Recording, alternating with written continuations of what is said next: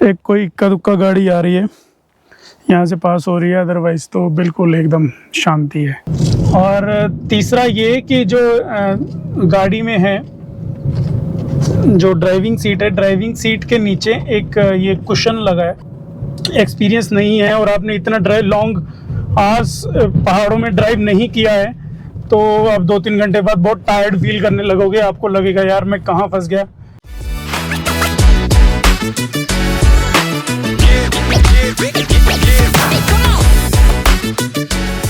Good morning दोस्तों, कैसे हो आप लोग। रात में भाई 2:30 बज गए थे यहाँ पहुँचते पहुँचते। फिर हमने डिनर वगैरह तो कर ही लिया था, तो यहाँ पहुँचे और आके बस सीधा सो गए। क्या टाइम हो रहा है, 9 बज गए हैं। 9 बज गए हैं। तो मैं काफ़ी देर पहले गया था, बट ये है शिमला का नज़ारा। ये तो भाई चलो जल्दी से रेडी होते हैं, ब्रेकफास्ट करते हैं, कपड़े वपड़े उठाते हैं, अपना सामान और शुरू करते हैं आज के इस अमेजिंग सुंदर से दिन को। बिल्कुल एकदम पहाड़ के बीच में बनाया है होटल, ये पहाड़ ही रहा। पहाड़ों के नज़ारे भी देखने को मिल रहे हैं और भाई अपना ब्रेकफास्ट भी आ गया, तो चाय भी आ रही है। तो ब्रेकफास्ट करते हैं, ब्रेकफास्ट के बाद फिर आज के दिन की करते हैं शुरुआत। आज हमें जाना है सांगला और उसके बाद जाना है चितकुल।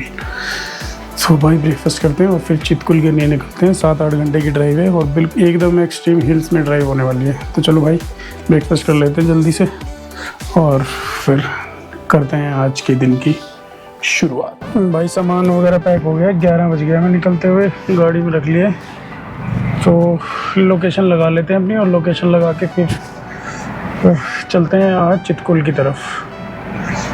तो चलो भाई शुरू करते हैं जर्नी को। तो गुड मॉर्निंग दोस्तों, ब्यूटीफुल दिन की शुरुआत हो चुकी है। बज रहे हैं अभी 11:15 और अपना अराइवल टाइम है 7:30 बजे। तो हम चितकुल पहुंचेंगे शाम को 7:30 बजे। तो अभी चितकुल में 2-3 जगह रुकने के अरेंजमेंट की बात हुई है, बट मैं ये सोच रहा हूँ कि अभी 11 बजे हैं, करीब 3-4 बजे के आसपास हम फाइनल करेंगे आज के रुकने का। वो करीब है 248 किलोमीटर और 248 किलोमीटर एक्सट्रीम हिल्स की ड्राइव है। मज़ेदार ड्राइव होने वाली है, बहुत ज़बरदस्त ड्राइव होने वाली है। एक बार हम शिमला क्रॉस कर लें, शिमला क्रॉस करने तक अपने को थोड़ी सी ट्रैफिक मिलने वाली है, क्योंकि लॉन्ग वीकेंड है और शिमला में वैसे भी जो सिटी एरिया है वहाँ पे ट्रैफिक रहती है, थोड़ा सा कंजस्टेड रहता है, क्योंकि हिल्स पे आप देखो कि जो सिटी एरियाज़ हैं वहाँ पे कुछ ऑल्टरनेट बन ही नहीं सकता, सिटी के बीच में से ही जाना पड़ता है और रोड्स वगैरह को भी थोड़ा सा चौड़ा नहीं किया जा सकता, तो और कोई ऑप्शन है ही नहीं। तो भाई अभी एक बार शिमला क्रॉस कर लें तो उसके बाद फिर एकदम फन वाली ड्राइव होने वाली है, तो मज़ा आने वाला है इस ड्राइव में। तो भाई keep watching and keep supporting. अगर आप इस ट्रिप को एंजॉय कर रहे हो ना, तो भाई फिर अपने दोस्तों के साथ शेयर कर देना और अपने दोस्तों के साथ कभी लॉन्ग ड्राइव का प्लान बना लेना। रात में जो टेम्परेचर था ना, वो रात में था करीब 19 डिग्री और अभी जो टेम्परेचर है वो 25 डिग्री है। और रात में 19 डिग्री करीब 7-8 बजे के आसपास था, लेकिन जब मैं पहुंचा था ना उस टाइम टेम्परेचर 13-14 डिग्री था।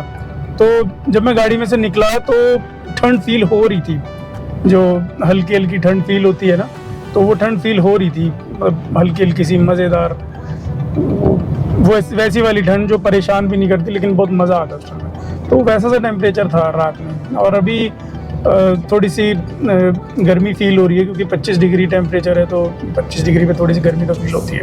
रेलवे स्टेशन है भाई, जो टॉय ट्रेन है ना वो यहाँ पे आती है, यहाँ पे छोड़ती है आपको। जो कालका शिमला टॉय ट्रेन जो चलती है, उसका भी एक अमेजिंग एक्सपीरियंस है, मज़ेदार। उसमें भी एक बार राइड करना आपको बहुत ज़रूरी है, क्योंकि ये जो स्टेशन है ये करीब 100 ईयर्स से भी ज़्यादा पुराना है। मज़ेदार है इसका एक्सपीरियंस टॉय ट्रेन का। 1 घंटा हो गया भाई हमें ना शिमला से निकले हुए। पहले शिमला में बहुत ट्रैफिक थी, काफ़ी देर टाइम लग गया, मतलब करीब 45 मिनट 1 घंटे के आसपास लग गया वहाँ से निकलते हुए। तो अभी हम हैं कुफरी वाली रोड पे। तो कुफरी यहाँ से 2-4 किलोमीटर होगा, 3 किलोमीटर है यहाँ से कुफरी। और फिर कुफरी क्रॉस करके फिर हम सीधे निकल जाएंगे भारत का आखिरी गांव चितकुल। अभी हमने कुफरी क्रॉस किया है, तो कुफरी क्रॉस करने के बाद अभी भी अपनी जर्नी जो है ना वो 7 घंटे 14 मिनट की है। इस रात में करीब 8 बजे पहुँचेंगे चितकुल जहाँ जो आज की अपनी डेस्टिनेशन है, हमें चितकुल पहुँचना है। और उससे पहले हम रुकेंगे सांगला में। सांगला भी एक ज़बरदस्त लोकेशन है। तो शिमला में तो ट्रैफिक था ही, काफ़ी ट्रैफिक था। जो मतलब क्या होता है कि जो बसेस चलती हैं ना, लोकल बसेस, तो वो थोड़ा सा ऐसा कर देती हैं कि जिस वजह से ट्रैफिक लग जाता है, क्योंकि बसेस हर स्टॉपेज पे रुकती हुई जाती हैं और फिर वो एक कंसर्न है कि वो रुकती हैं, सवारी चढ़ती है उतरती है तो वो टाइम लगा देती है, तो उसके साथ साथ जो पीछे गाड़ियाँ आती हैं वो भी स्टक हो जाती हैं। तो इस वजह से शिमला में इसलिए थोड़ा ट्रैफिक था लोकल बसेस की वजह से। और फिर जैसे हमने शिमला क्रॉस किया तो शिमला से कुफरी थोड़ा माइल्ड स्लो ट्रैफिक था, उतना कि खड़े रहने वाला ट्रैफिक नहीं था, हल्का हल्का था। और जैसे हमने कुफरी क्रॉस किया है ना, तो अभी तो रोड जो है ना वो बिल्कुल एकदम खाली आ गई है, तो कोई गाड़ी दिख रही है। और अभी हम फग्गू के पास हैं। फग्गू एक जगह है, फागू भी बोलते हैं इसको लोकल लैंग्वेज में। तो वहाँ पे हम पहुँच चुके हैं और खाली रोड मिल रही है अभी। तो अभी जो ड्राइव करने का जो एडवेंचर है ना वो अब मिलेगा, क्योंकि अब खाली रोड पे जो ड्राइव करने का एडवेंचर है वो यार फिर ट्रैफिक का वही रहता है, चल दिए रुक गए, चल दिए रुक गए, तो वो मज़ा नहीं आता। तो वो थोड़ा सा अपने जो एडवेंचर को ना स्पॉइल करने वाला एनवायरनमेंट हो जाता है। तो अब हमने उसको कर लिया क्रॉस, तो अब हम ड्राइव करते हुए स्लोली अपनी ट्रिप को एंजॉय करते हुए और इस ब्यूटीफुल डे को एंजॉय करते हुए जाएंगे चितकुल। अभी अगर हम देखें मेरे राइट साइड में, देखो क्या नज़ारे हैं यार, ज़बरदस्त नज़ारे हैं। इन नज़ारों में सामने देखो मौसम एकदम ज़बरदस्त है, हल्की हल्की ठंड है और धूप निकली हुई है। और गाड़ी के अंदर वही जब धूप बाहर होती है और हल्की ठंड होती है तो एक वो ग्रीन हाउस इफ़ेक्ट बनाती है, तो टेम्परेचर जो है ना वो एकदम कोज़ी हो जाता है, मज़ेदार। तो इस ब्यूटीफुल डे को और ब्यूटीफुल बनाते हुए हम जा रहे हैं चितकुल की तरफ। और अगर आप इस चैनल पे नए हैं तो भाई इस चैनल को सब्सक्राइब कर लो, ताकि और अच्छी वीडियोस की नोटिफिकेशन आपको सबसे पहले मिल जाए और आप कोई भी एडवेंचर अपनी लाइफ का मिस ना करो।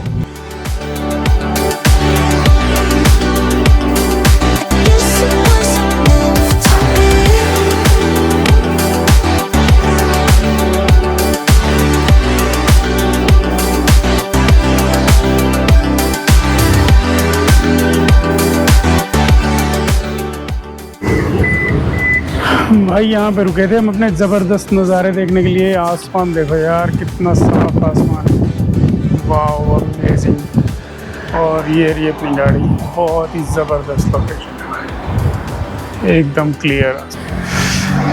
क्लियर आसमान है भाई, एकदम क्लियर। और टेम्परेचर जो है ना वो भी बहुत कोज़ी टेम्परेचर है, 19-20 डिग्री टेम्परेचर होगा। और जो ये धूप है, धूप भी इसमें 4 चांद लगा रही है।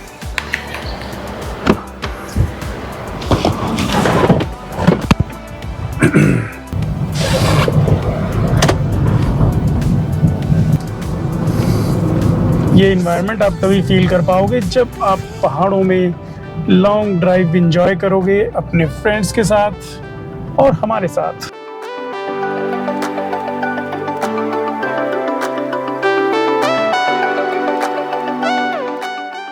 थोड़ा सा कुछ खाते हैं, थोड़ा सा स्ट्रेच करते हैं टांगों वांगों को। आसमान एकदम नीला और बिल्कुल एकदम क्लियर है, बादल उड़ रहे हैं, बारिश के कोई आसार नहीं है। एक कोई इक्का दुक्का गाड़ी आ रही है यहाँ से पास हो रही है, अदरवाइज तो बिल्कुल एकदम शांति है जंगल के बीच में, मज़ेदार।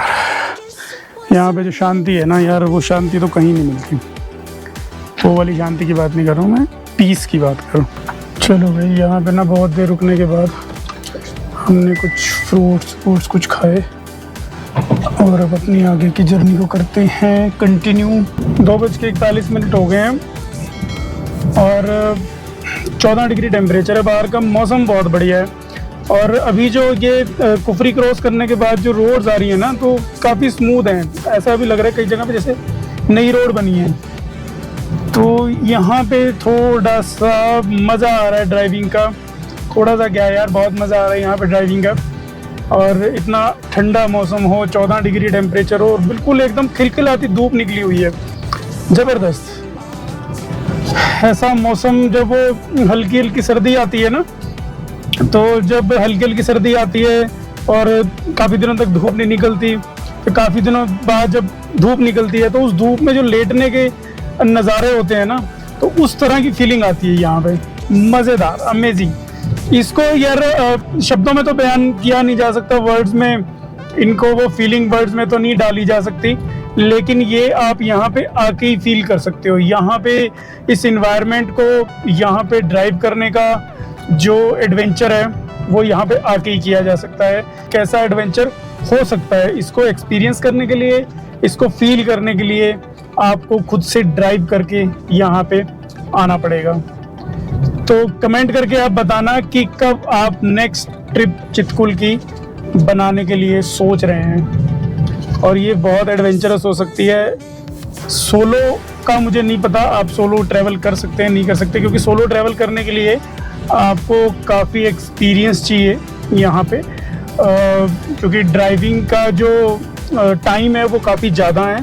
तो अगर आपको इतना ड्राइविंग का एक्सपीरियंस नहीं है और आपने इतना लॉन्ग आवर्स पहाड़ों में ड्राइव नहीं किया है, तो आप 2-3 घंटे बाद बहुत टायर्ड फील करने लगोगे। आपको लगेगा यार मैं कहाँ फंस गया, क्योंकि 2-3 घंटे में तो आप 20-25 किलोमीटर ही जाओगे, ज़्यादा से ज़्यादा 40 किलोमीटर चले जाओगे, क्योंकि इस तरह की रोड्स पे जो स्पीड आती है ना, एवरेज स्पीड आती है वो 20-25 किलोमीटर पर आवर की आती है।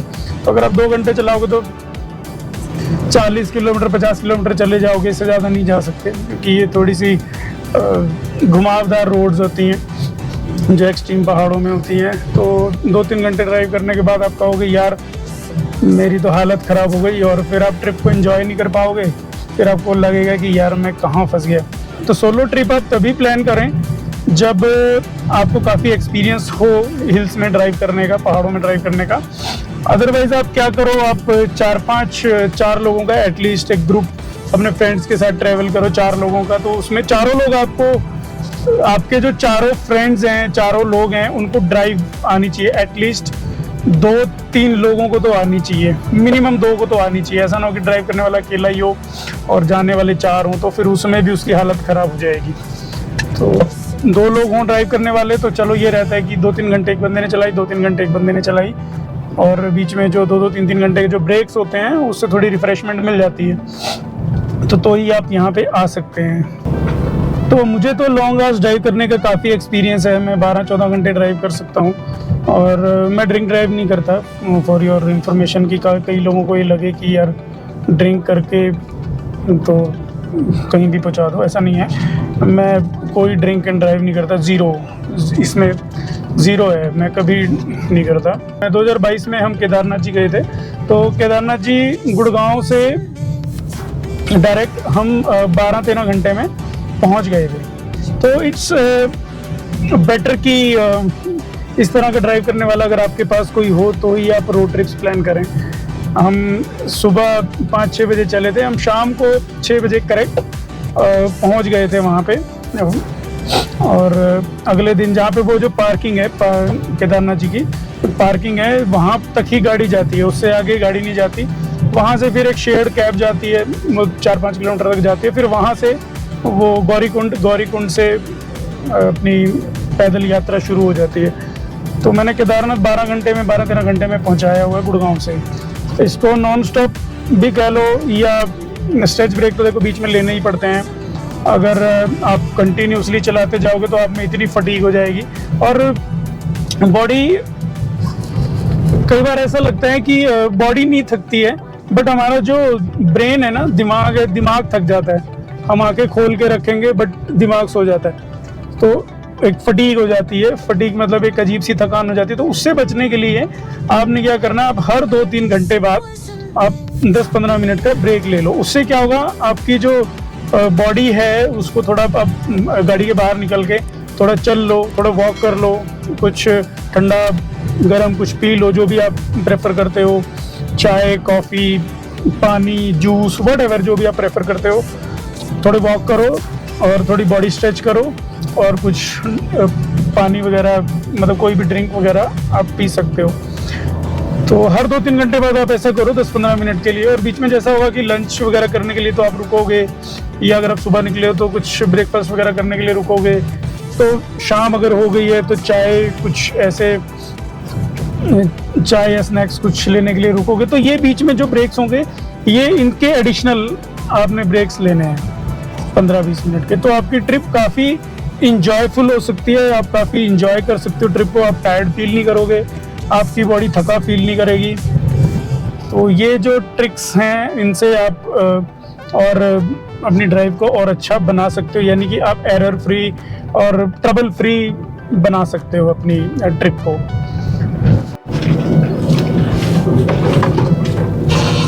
तो भाई हम बात कर रहे थे कि मैं इतने लॉन्ग आवर्स तक कैसे ड्राइव कर लेता हूँ। तो सबसे पहला मूल मंत्र जो है ना, मूल मंत्र जो है वो है कि जिस दिन मेरी लॉन्ग आवर्स तक ड्राइव प्लान्ड होती है तो उससे पहले मैं प्रॉपर उससे एक दिन पहले प्रॉपर नींद लेने की कोशिश करता हूँ कि एटलीस्ट 6 से 6-7 घंटे की नींद कम से कम ली गई हो। ठीक है, पहला। और दूसरा ये कि जब ड्राइव शुरू होती है तो उससे पहले थोड़ा लाइट फूड खाता हूँ मैं, लाइट खाना खाता हूँ। और तीसरा ये कि जो गाड़ी में है जो ड्राइविंग सीट है, ड्राइविंग सीट के नीचे एक ये कुशन लगा है। कुशन इससे ये होता है जैसे मान लो हमारी गाड़ी में जो लेदर सीट कवर्स लगे होते हैं और इन पे जब हम बैठते हैं लंबे आज तक तो ये एयर को ब्लॉक करते हैं, हमारी बॉडी की एयर को ब्लॉक करते हैं। तो एयर ब्लॉकेज होने से फिर हमें क्या मतलब कि वो स्वेटिंग ज़्यादा होती है तो फिर बैठे बैठे इरिटेशन होने लगती है। तो उसको रोकने के लिए ये एक पैड टाइप है, इसका मैं लिंक, ये मैंने अमेजोन से बाय किया था, इसका लिंक मैं डिस्क्रिप्शन में डाल दूंगा। 1200 या 1400 कुछ ऐसा था ये। तो इससे क्या होता है, ये ब्रीदेबल फैब्रिक का बना है और ये डी अटैचेबल है, जिसपे ये सिर्फ एक बेल्ट से इसके ऊपर जुड़ा है और इसके नीचे जो छोटे छोटे डॉट्स बने हुए हैं जो सीट कवर के ऊपर ऐसे बैठ जाते हैं, ये स्लिप नहीं करती। जब आप ड्राइव कर रहे होंगे तो ये इधर उधर नहीं स्लिप नहीं करेगी, एक जगह फिक्स रहेगी। और सीट की बैक साइड में इसकी बेल्ट्स लगी हुई हैं तो वो भी इसको अपनी जगह पे फिक्स करके रखती हैं। तो ये ब्रीदेबल फैब्रिक का बना है जिससे स्वेटिंग नहीं होती, तो बैठे बैठे इरिटेशन नहीं होती। अगर स्वेटिंग होगी तो फिर इचिंग होगी और इचिंग होगी तो फिर इरिटेशन होगी, तो वो नहीं होता। और 4th नंबर पे क्या है, जब मैं जो ड्राइव करता हूँ मैं थोड़ा सा रिलैक्स होकर ड्राइव करने की कोशिश करता हूँ। जो हमारा ये वाला जो हाथ होता है, जब हम स्ट्रेट अपनी सीट पे बैठे हैं तो ये हाथ हमारे यहाँ वाला पोर्शन, इसको कलाई हमारी स्टीयरिंग पे आनी चाहिए, मतलब हाथ थोड़ा मेरा आगे जाना चाहिए, कलाई मेरी स्टीयरिंग तक आनी चाहिए। तो जिससे क्या होता है कि जब हम काफ़ी लॉन्ग आवर्स तक ड्राइव करते हैं तो हाथ में दर्द नहीं होता। अगर मेरा स्टीयरिंग बहुत दूर होगा तो मुझे ऐसे खींच के स्टीयरिंग को पकड़ना पड़ेगा, तो मेरा हाथ खींचते खींचते थोड़ी देर के लिए तो ठीक है, लेकिन जब लंबे आवर्स तक चलाएंगे तो वो हाथ में फिर खिंचाव हो जाता है। तो अगर स्टीयरिंग मेरा बहुत ज़्यादा पास होगा तो फिर मेरा हाथ ऐसे मुड़ा रहेगा और उससे वो मुड़े रहने से भी थोड़ी प्रॉब्लम होती है। तो आपने जब स्टीयरिंग और सीट की जो पोजीशन करनी है उसको इस तरह से करना है कि आप अपनी नेचुरल पोजीशन में बैठे रहो। जितना आप नेचुरल पोजीशन में होगे उतनी ज़्यादा देर तक आप ड्राइव कर पाओगे और आपकी बॉडी के कहीं भी कंधे में, कोहनी में या ये एल्बो में, फिंगर्स में कहीं भी कोई पेन नहीं होगा। तो और उसके बाद ये सबसे ज़्यादा इम्पॉर्टेंट है, जब भी आप लॉन्ग आवर्स की ड्राइव प्लान करते हो गाड़ी का प्रॉपर चेकअप कराओ, गाड़ी की सर्विस टाइम पे कराओ।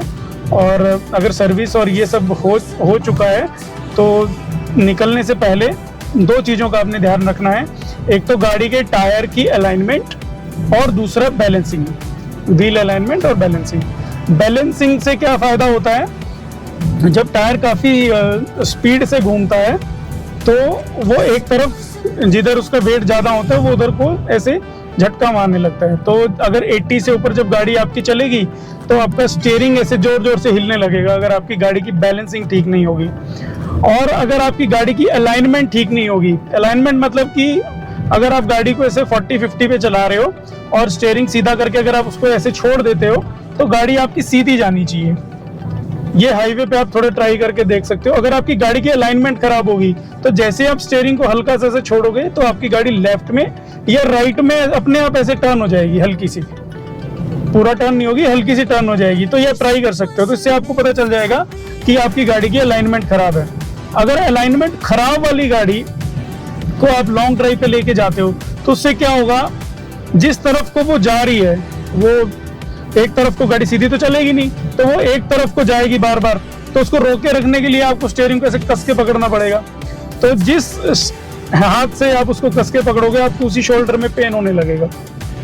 तो अगर गाड़ी अपनी नेचुरल पोजीशन में सीधी जा रही है, आप स्टीयरिंग ऐसे छोड़ते हो सीधी जा रही है, तो फिर आपको स्टीयरिंग पे ज़्यादा जोर नहीं लगाना पड़ेगा, तो उससे आपकी गाड़ी सीधी जाएगी।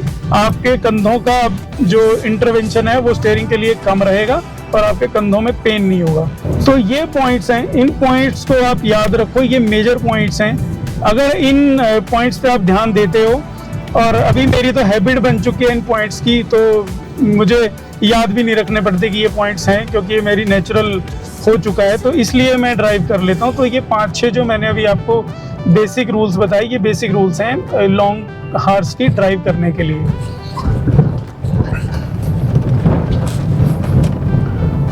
और लास्ट एक जो इसको आप एड ऑन कह सकते हो, मेरी गाड़ी ऑटोमेटिक है, तो एटलीस्ट मुझे 6 साल तो हो गए हैं ऑटोमेटिक गाड़ी चलाते हुए। उससे पहले करीब 5 साल तक मैंने मैनुअल गाड़ी चलाई है। तो मैनुअल गाड़ी में थोड़े से ये रहता है कि बार बार आप गियर चेंज करते हो, बार बार क्लच दबाते हो, तो उससे फिर थकावट ज़्यादा होने लगती है, क्योंकि क्लच थोड़ा टाइट होता है। ब्रेक और एक्सेलरेटर जो होते हैं वो थोड़े से, एक्सेलरेटर तो काफ़ी लाइट होता है और ब्रेक आपको इतनी मारने की जरूरत पड़ती नहीं, वो भी आप हल्का सा दबाओगे तो गाड़ी रुक जाएगी। लेकिन क्लच में क्या है, क्लच आपको पूरा दबाना पड़ता है, तो उस वजह से आपकी जो लेफ्ट लेग होती है वो घुटने के नीचे से दर्द करने लगती है अगर आपकी गाड़ी मैनुअल होगी, तो वो थोड़ा सा आपने ध्यान रखना है। और अगर आपकी गाड़ी ऑटोमेटिक है अगर, तो फिर तो कोई दिक्कत नहीं है, फिर तो आप आराम से बैठो, आप जहाँ पे बहुत ज़्यादा टर्न लेने हैं वहाँ पे आप दोनों हाथ से स्टीयरिंग को यूज़ कर सकते हो, अदरवाइज़ आप एक हाथ से गाड़ी को बड़ी अच्छी तरह चला सकते हो। तो मैनुअल और ऑटोमेटिक में सिर्फ इतना ही फ़र्क है, बाकी जो मैंने बेसिक रूल्स बताए हैं वो आप फॉलो करो। तो अगर आप वो फॉलो करोगे तो आपको काफ़ी अच्छा फीडबैक मिलेगा इसमें, और काफ़ी आपकी जो राइड होगी ना वो काफ़ी स्मूथ होगी और ट्रबल फ्री होगी, आप थकोगे नहीं, आपकी गाड़ी एवरेज अच्छा देगी। गाड़ी के टायर वायर में हवा भी चेक करा ही लेना। तो ठीक है भाई, तो भाई रामपुर हमने अभी क्रॉस किया है और बजने वाले 4 बजने वाले, 3:50 हो चुके हैं। टेम्परेचर यहाँ पे 31 डिग्री है बाहर का, जैसे जैसे मतलब धूप बढ़ती गई ना तो टेम्परेचर बाहर का बढ़ता गया। लेकिन नज़ारे देखो यार, नज़ारे बड़े अमेजिंग हैं, ज़बरदस्त नज़ारे हैं। आसमान देख के यहाँ पे सारे पैसे वसूल हो जाते हैं इतनी दूर ड्राइव करने के, एकदम क्लियर ब्लू।